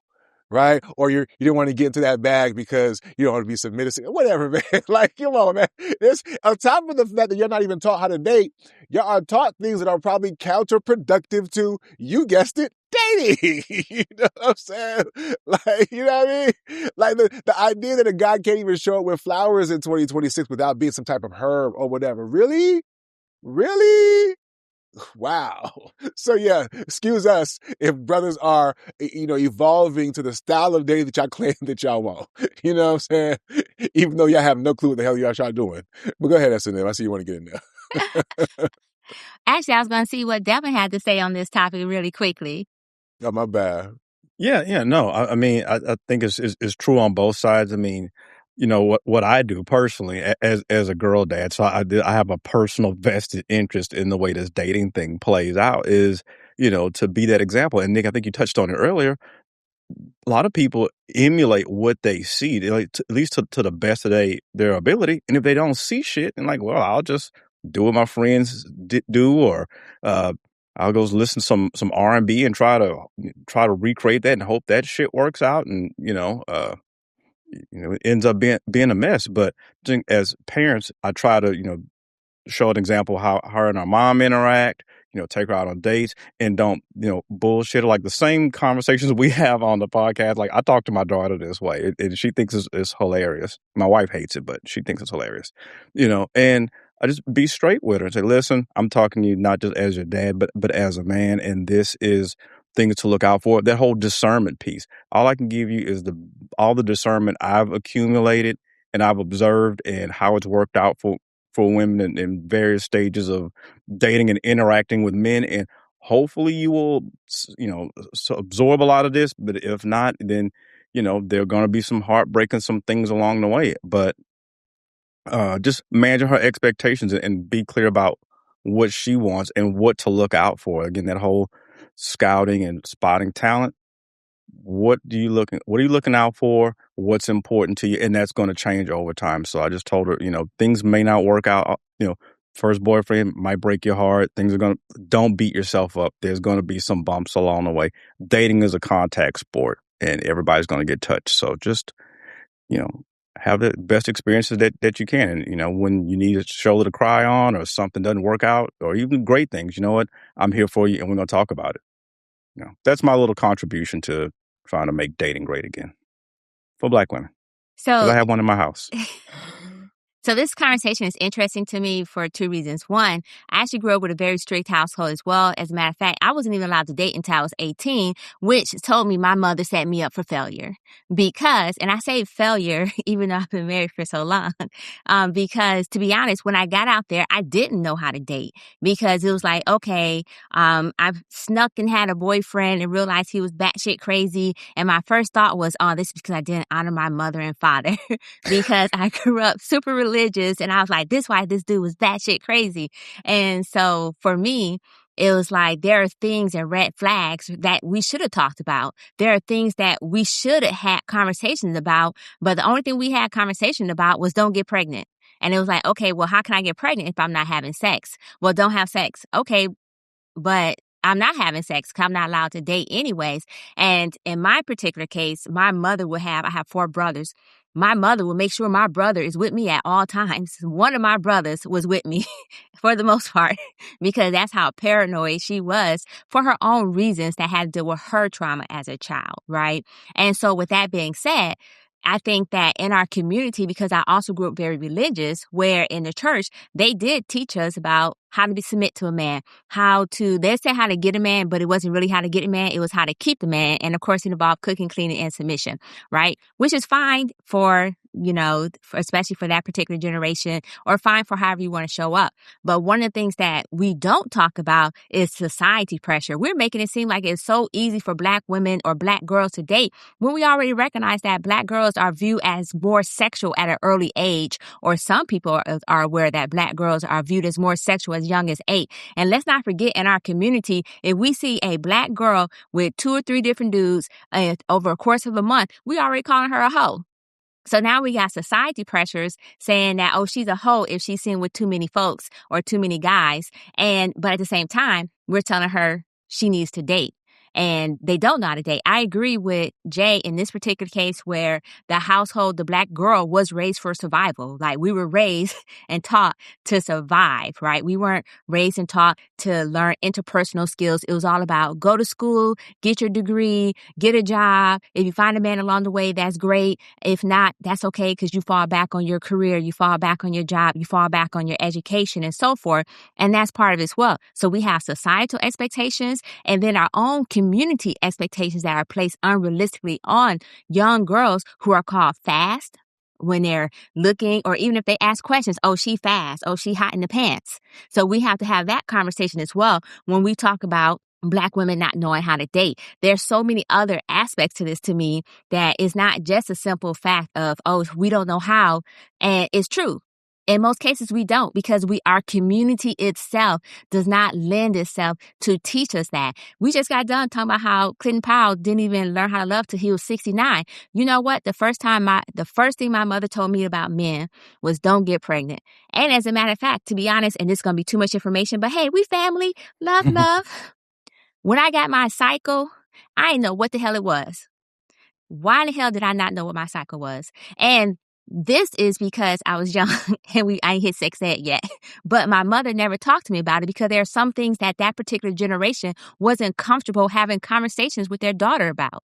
And so that's another reason, because they too didn't learn how to date. So now you got young bucks, young children sneaking out, right, dating because they see their peers dating. They expect that. They see it in cartoons and in the Nickelodeon at night and stuff, where they're always seeing male and female relationship. So they are modeling the behavior that they see without recognizing that may not actually be what's needed, especially as an adult. And so I'm going to agree.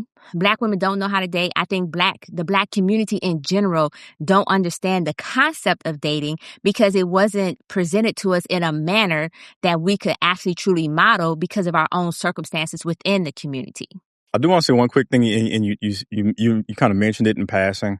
The whole thing about the only thing a lot of girls learned, was don't get pregnant. That actually was a spectacular success because teen pregnancy is almost virtually zero. So that piece of the dating advice did work to spectacular success. Well, you know who would be happy to hear that? Cam Newton, or was it Sarah Fontenot? All right, because when he was basically, what they were, huh? He's making up for the teen pregnancy drop off. No, I didn't mean it like that, because there's a clip going around where he was talking about, or I guess Sarah was trying to get him to agree, and I think he ultimately did, that women lose value with the more children that they had. So you were talking about how the campaign to reduce pregnancies was successful. Well, that's good to know, because at least those ladies, according to Cam Newton, will retain their value. Now, right? I was like, yes.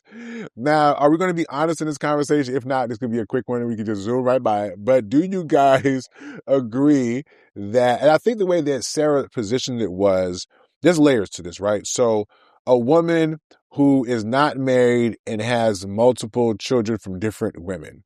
I think that's like how she was kind of, positioning it, right? And if we're going to be honest, we do know, like, if you were married before, we're not talking about women who were married and had kids and like they're no longer married, husband passed away or they got a divorce. No, we're talking about women most likely who were never married, who have multiple children, for example, outside of wedlock. And then even if it's with multiple dudes or not.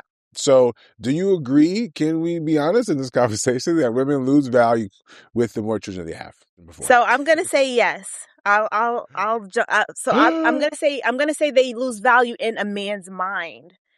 Because I'm going to say all men, not all men, because there are some men who find it acceptable and they will date women. But I feel like there are some men who exhibit childlike behavior, who are jealous. And it's like they don't want to date someone with children because they feel like that children will take away some of the attention that they may receive. They may feel like they're not going to be a priority. So they don't want to, date a woman with children. But then I also feel like, because I thought about this situation when I came across this, just to bring it on like a lower level, because someone said to me before, they were like, if it's someone who's like down the block, they lose value. But if it's someone who is like Erykah Badu or whatever, like, she doesn't lose value. And it's only because like Erykah Badu has an abundance and the person who lives down the block, they may work a 9 to 5 and they may not be able to afford to do so.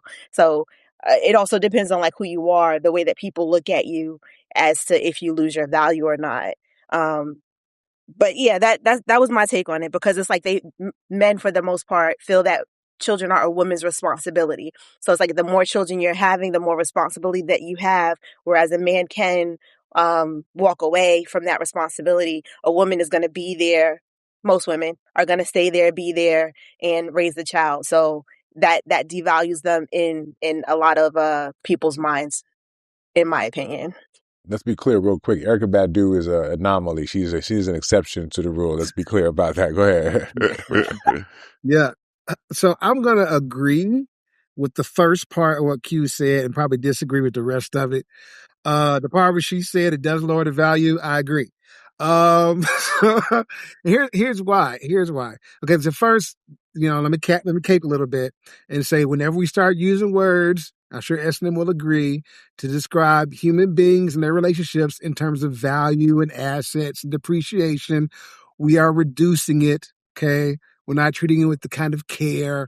These are human beings with feelings, right? These are real people with real stories. All right. Woo, a bit sarcastic. Well, I mean, that's the best I could do. You heard the because words. you heard the words, right? If you read the transcript, I nailed it. If multiple children, a man that shies away from that, it does not mean that the man is childish. What it means is the man has done the math, and he has determined that while she may not have lost value, she certainly lost some leverage. How does she use leverage? Because she comes with additional obligations and drains on resources, which then presents opportunity costs that this man did not have minus this woman. Every additional child, whether there's a baby daddy to go with it or not, is an additional drain, for lack of a better word. Yeah, you can say I love the kids. Oh, they're just like my son. I love them, or whatever. I've got steps. We real tight. But without delving too much into the single mom story, allow me to say that when you are blending families, one of the hardest things to do is convince this woman that you love this child that didn't come from you like she loves this child, which may then affect your ability to discipline and rear this child because you have not yet convinced that you love like she loves unless you pay like she pays or pay more than she pays. So you are taking it all on. Now, to be fair, if multiple children lower a woman's value, then consistency should raise a man's value, right? So rocking with the kids he got and taking care of them, that should raise his value. But we don't really do the math equally, right? We don't. Sorry, like Nick would say, it's what it is, where it is, cold world. But the real issue isn't value. The real issue is convenience. Extra children are inconvenient. That's just where it is. And yes, ma'am, if you have multiple kids with multiple daddies, or you got multiple kids before a man runs into you, that can be very inconvenient. How you travel is now changed. How you shop is changed. How you even date is changed. How you manage your household and your finances, all of that has changed. So it's nothing wrong with having a preference, fellas. You don't want to date a single mom. There's a lot of great women out there with kids, okay? And it's not their fault. They ran into some dudes that had better game and just blew their mind. Those women deserve happiness, I'm sure, okay? But if you tried to keep a nigga baby 3 to 4 times, and you still ain't be able to snag one, yes, we're looking at you going, I think there's something wrong here. I'm not going to go there either. These just facts. And I think they try to style it as a hierarchy. Cam was saying something about a hierarchy. I don't think it's a hierarchy. It's just a preference. Some men want women with kids. They want the instant family. They want to be surrounded by kids. Some men don't. Go find you one that wants that. Now, for you women who have multiple kids, convenience is not the same as worth. Your convenience has been lowered. I'm sorry to tell you. But your worth is not. Somebody is still going to value you. All right? It's all good. Because when we weaponize value, when we say this person's value to this person's value, we devalue everybody. And what we're really just talking about is preference. And nothing wrong with preference. Yeah, Jay, it's funny you said that. Not to be crass. This is, in this case, this is like a poor vagina management issue. So now I have to question your judgment. Like, none of these guys want to put a ring on. You let multiple men shoot up the club and none of them put a ring on. I don't know how you keep getting snookered or tricked out of your woman. That's not a good look for you managing my shit and what I got going on, right? So now the opportunity cost is high and the convenience level is low, as you pointed out, right? So I'm glad we used the Erykah Badu example because she's got enough, I guess, value over here to offset the other stuff she's got. So it can be done. I've seen women who have multiple children by multiple men, but they're extremely beautiful and extremely agreeable. So a guy will be like, okay, she's got 3 kids by 3 different dudes. I'll take that on. She's extremely pretty. She's an 8 or a 9, and she's very agreeable, and she does what I say. So, okay, cool. Complete offset. It's a wash. So in that case, yeah, you might be able to pull that off. That's a net. But for a lot of women, that's not the case. You got multiple kids. You're disagreeable. All other kind of negative personality traits. So to Jay's point, it's just a net loss. So, hey, man, it's like that sometimes. But yeah, the value proposition is bad for a lot of guys, and we're not going to sugarcoat that. I'm gonna call a thing a thing. It's just not a good look. I And love I'm glad, and I got to shout out to Nick because he did give the disclaimer, but we shouldn't have to, but we do. We're not talking about women who is married and all her kids have matching last names, or she's a widower, or something unfortunate happened. You guys got to stop playing like you don't know what we're talking about. We're not talking about divorcees and widowers. So thank you, Nick, for that PSA. So what I was going to say was I love it. I love the fact that you guys are trying really hard not to dehumanize women. This gives me a warm and fuzzy. I appreciate the fact that Jay did put his disclaimer out there, his caveat. Even you, Delvin, Mr. Red Pill expert over here, went ahead and tried your best not to dehumanize women. And I appreciate that. So I'm going to go ahead and show y'all that love because I felt it. I felt it for real. And so with that being said, ladies, please, for the love of God, if you have not decided to protect your womb yet, please protect your womb because there's a whole bunch of reasons why you should protect it in the first place.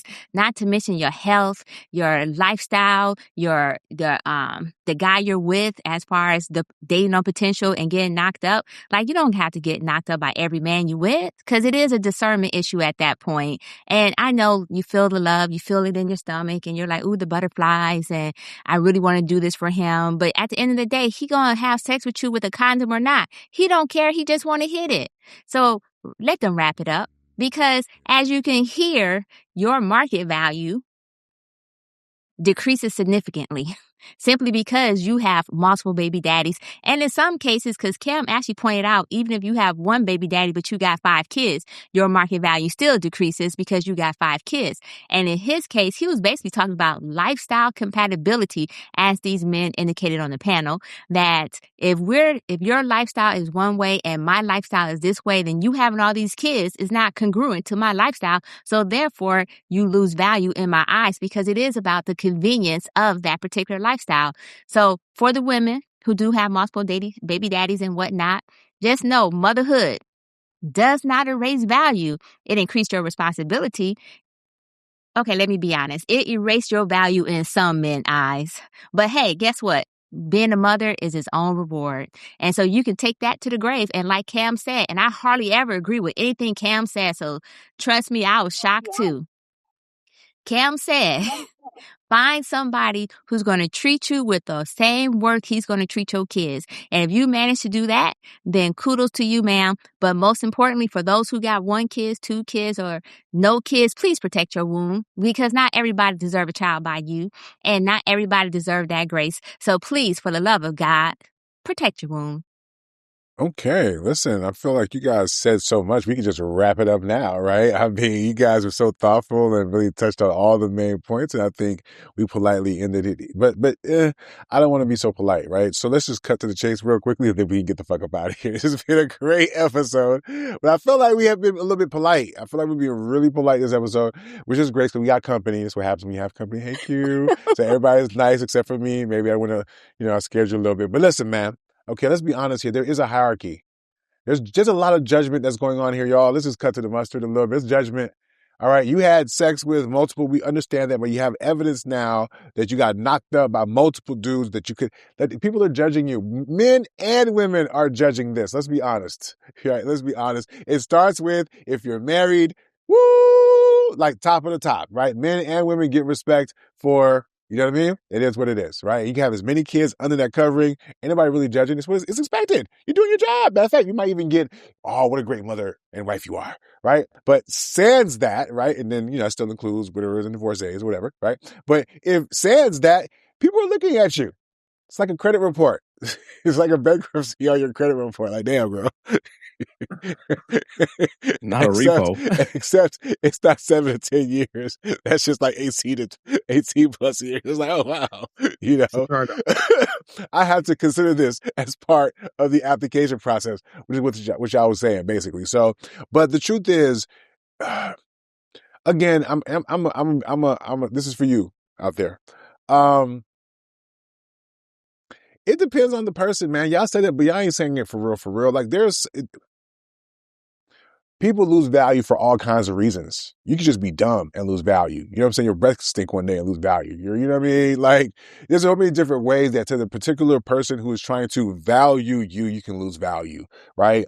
And clearly in some circumstances, yes, but in some neighborhoods, having 2 or 3 baby daddies is what it is. Like, we be talking from like a certain position, and I get that, but I'm just positing that for some people, that's not the craziest thing in the world, right? And for that person in that world, then hey, that person didn't lose any value more than they gained. It's just is what it is. Now, if that person then goes outside of that reality, right? Because there's other places in the world, other places in the country where people may not have it. So my point is like, you know, yes, to the majority of us college educated folks who've had the benefit, like all that, yes, right? But to some people, maybe not so much. Right. And I think that's where most people fall short. Like, please stick to the rivers and the lakes that you're used to. You know what I'm saying? You know, like, I know that you're going to have it your way or nothing at all, but I think you're moving too fast. I think you have to. Was those the lyrics? Those are lyrics. You nailed it. You nailed it. I will sing along. Oh, Yeah, okay. you did that. Shout out to Left Eye. Boom, come on to the dance. Don't you go chasing waterfalls. But no, but dead ass. I just think that, you know, Cameron's telling the truth. People don't want to necessarily hear it because it does feel like it's an assault on their self-worth, right? And I mean, people are going to have a perception. All of us have a perception, right? Certain age, oh, certain height, oh. So, you know, people lose value for different reasons. And so I wouldn't pay too much mind to it. I'll just say this, though. Like, Shorty was trying to get Cam to say something. And I think he did a pretty good job of, like, he was not trying to, like, give her what she wanted. I think he tried to give a very nuanced, thoughtful, very sidesteppy type of conversation because he didn't even fully go there, right? But the truth is, like, if you're talking about somebody wanting to wife you, make a commitment to you, buy you a ring, get in front of their family, God, church, and all that, to that guy, if you got 3, then maybe he might be like, and it depends on if he has something to compare it to. And oftentimes niggas don't. You know what I'm saying? He gonna find you, love you, and then you get married anyway. So I just feel like we make more of this than it really is, but we also got to be honest about it at the same time. You know what I mean? But woo! I feel like we had a good conversation today. I want to ask Q. She survived the first episode of season 7. Q, how you feeling, girl? What you think about the first episode, season 7, joining us and all that? We didn't scare you off, did we? Not at all. I feel like, you know, I'm a welcome guest here at the BLC pod, and I really feel like you took it lightly on me. I was ready. Like, I was ready for some, you know, I was ready for you to yell at me. And be like, you talking me specifically? Yes, you, because I know that Nick is not so nice, not all the time. So I was ready for it. I was prepared. I was like, okay, you know, speak your piece, no problem. I could take it. I'm a big girl. But no, this has been very lovely. I've enjoyed it immensely. I am so thankful to have been here. The conversation, the topics were amazing. But yes, thank you. It was fantastic. I survived. I did a shirt now. I survived the BLC pod. I survived the BLC pod. Absolutely. Okay. No, listen, we appreciate you having in, and having you. And I'll be honest, I probably kept it easy on my co-host. You know what I'm saying? I felt like, you know, you got in there, you did your thug thizzle. I didn't want you to see us fighting, so I think they got the easy part of it, to be honest with you. But anyways, before we get out of here, S&M, what are your final thoughts about the episode? Good conversation. Huh? So first of all, I love it. I'm happy to have Q join us. You know, it was great to have another perspective, woman's perspective. Love.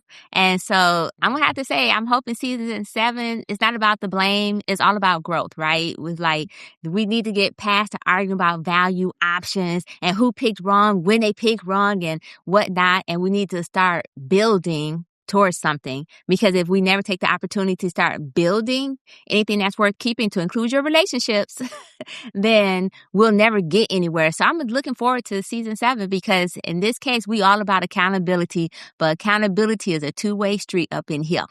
Yes. Speaking of 2-way streets, it's a lot of those in Vegas, if I understand correctly. Yeah, you see what I was wondering. I was how you gonna put it together. And I'm sure you want to go out there and run them streets, Jay. So any final thoughts before we get up out of here?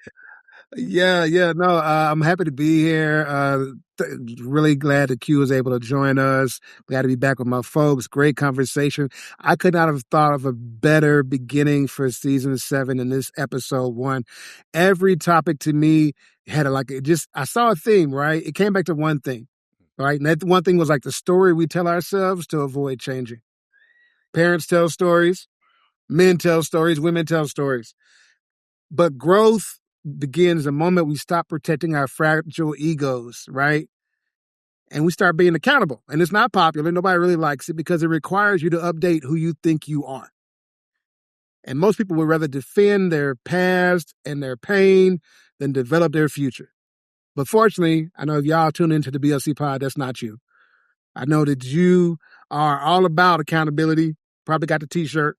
And you understand, I end with this, that we don't evolve by being understood. We don't get better by being understood. We do feel safe that way. But we get better, we evolve by being honest.